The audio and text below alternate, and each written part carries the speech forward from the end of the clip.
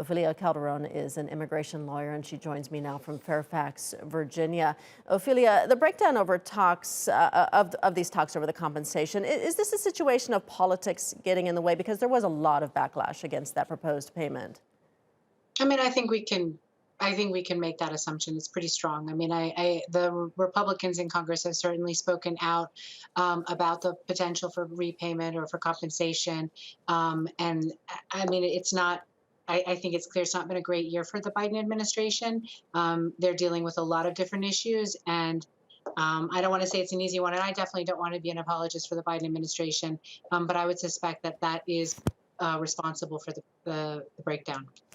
For these migrants who are crossing the Sonoran Desert, give us a sense of how dangerous this crossing is, and why are migrants willing to do it at the risk of their own lives? I mean, I think, the reality is that we're talking about people coming through, as you were just describing, these really harsh conditions in the desert, no water. A lot of them are, sometimes with small children.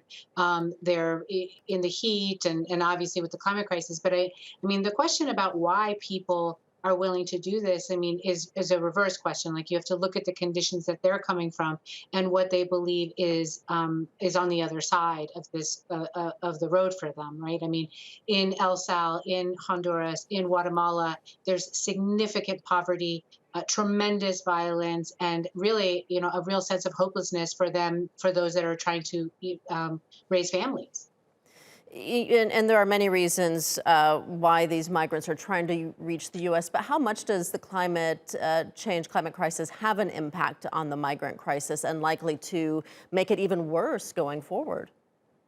Well, I mean, you see the climate crisis for them too, right? So it's their own crisis that they're experiencing there. I mean, obviously, there's hurricanes and various things that have occurred that sometimes precipitate their departure from their own countries, notwithstanding the other political and geopolitical violence issues that they face. So that's one part of it. And then I think probably, I mean, I can't speak for all of them, but I would imagine that the climate crisis also affects planning for purposes of, like, when would be the safest time. Not that I'm advising that, but when, in terms of thinking about how to make that journey.